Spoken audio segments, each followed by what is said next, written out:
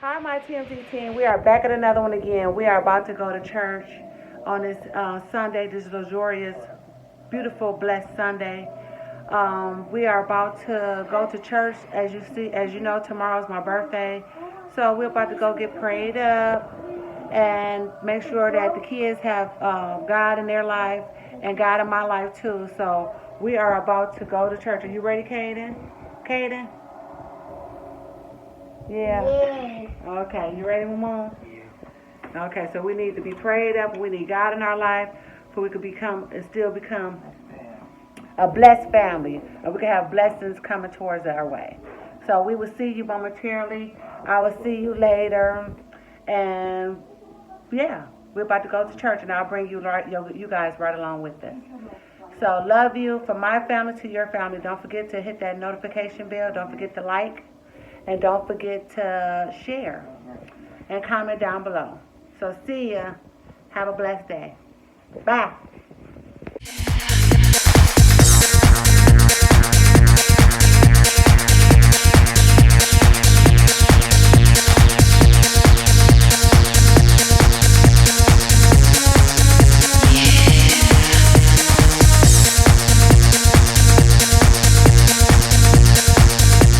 In a long time. Say that I know. Me neither. I haven't been to church in a long time, and it's good to come back. They got play. Yeah. Come on. It's like two things you can play with. Slide, that thing. Right. It's good to come back and get the word in whenever you can. Right? Okay. Okay. We're about to go inside the church. On page 64 of the United Methodist Hymnal.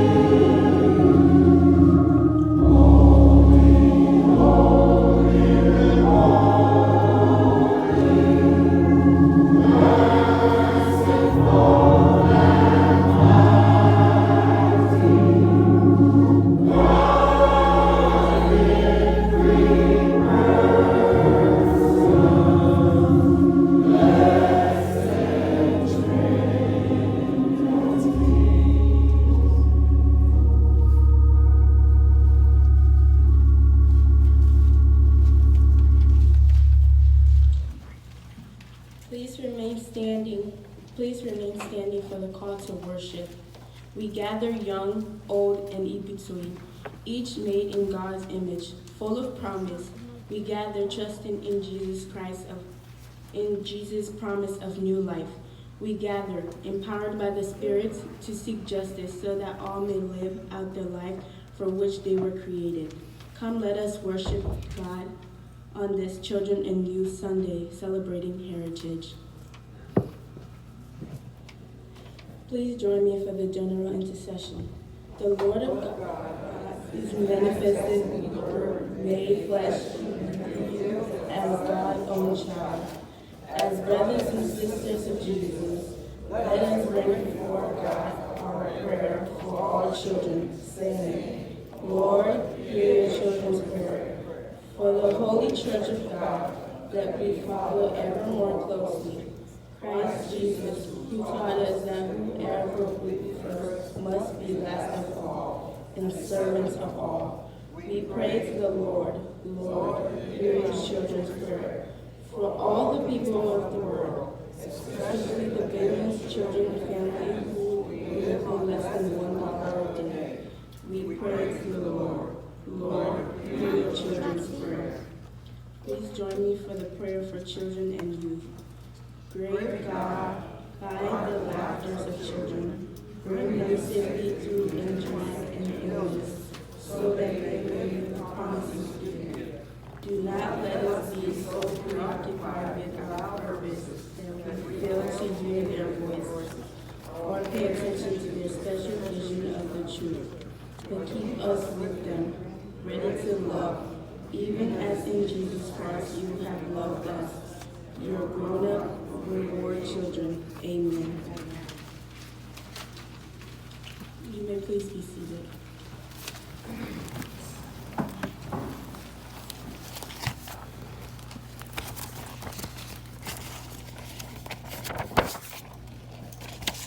Welcome, and if there is any visitors for Guatemala, Honduras, and It is not the result of your own efforts, but God's gift, so that no one can boast about it. Amen. So does anybody want to tell me what they know about God's grace and mercy? You got something for me? I know you got something. It's good. It's good. It's a good thing. Anybody else? You got one? It loves you. Anybody else? All right. God's grace is basically He's saving.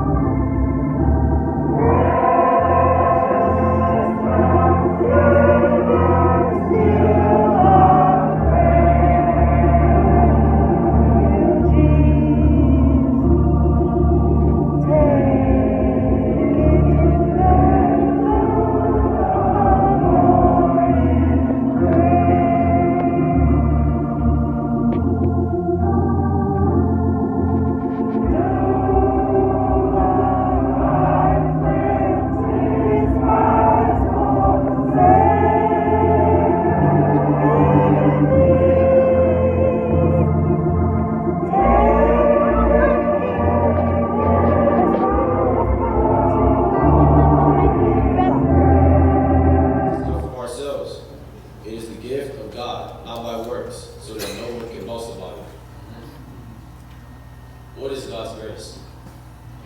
When was the last time you asked yourself this question? As I wrote this speech, I received a revelation. The grace of God is personal. It is so beautiful that words will not do it justice. But yet, I will try to describe it in the best way I can. Amen. I experienced the grace of God through my family, every area that goes through my body, my performance in school, being a part of this congregation, and the curiosity for my purpose in life. Amen. I would like to share a story with you about how the grace of God has saved my life. I was 4 years old, and I was in Liberia when my mother took me and my brother to the doctor for a checkup. And the doctor had told her that I was showing symptoms of low blood pressure. And it never really came that much of a problem until one morning we were about to go to school. My mom invited me to go have breakfast with her, and I told her I didn't feel like eating. My mom knew that something was wrong because what she was eating was my favorite food. Never I said papa ducks.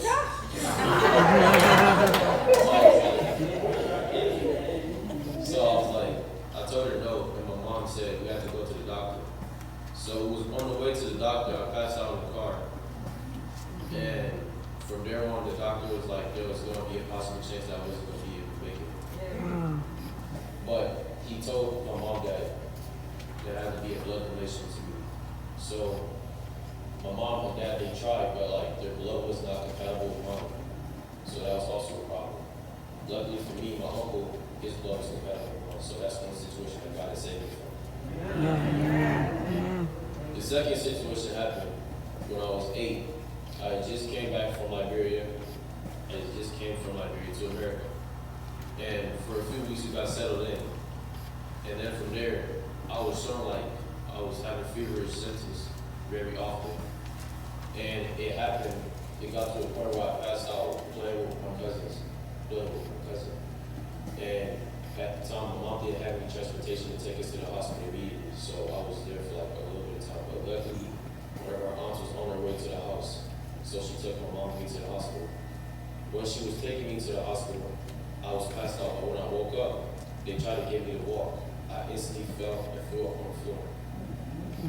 So for a week, I was inside the hospital trying for them to figure out what was going on with me.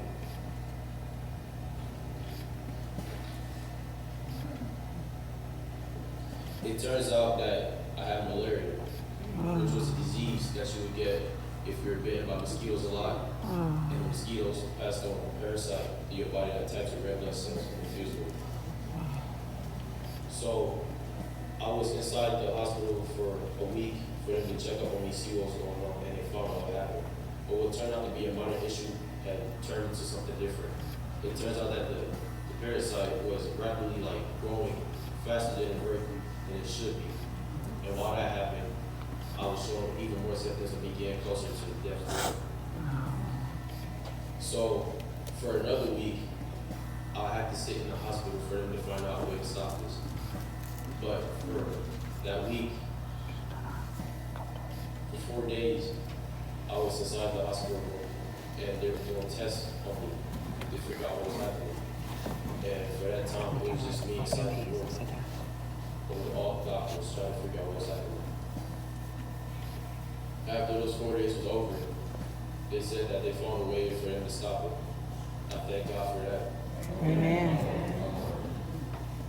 And then, but they didn't want to just leave it at that. They wanted to make sure that I was still okay. So they ran some more tests on me, which was just to see if I was my mind was still stable like it was back then before the disease attack. So they did tests to see if I was still able to read, if I was able to remember things, if my fears were still checking, my nerves were still active, all that stuff. So after that, everything was good. So I was able to leave the hospital. Amen. And knowing that I've come close to death doors twice, it just really makes me think of how strong of a God that I have. Yes, amen. And I just want to tell God thank you for all that He's done for me. Hallelujah. I know that it wasn't just me who was impacted during that time. I know my family, for those who care for me, that was impacted for you, that impacted me during that time.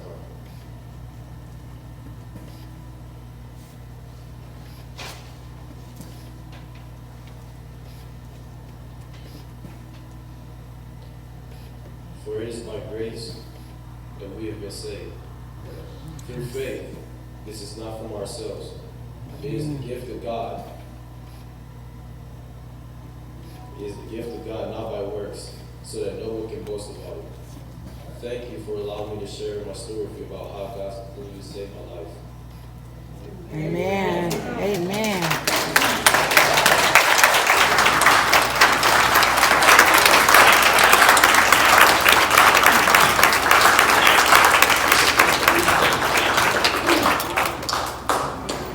God's grace, I always knew that it was a personal thing.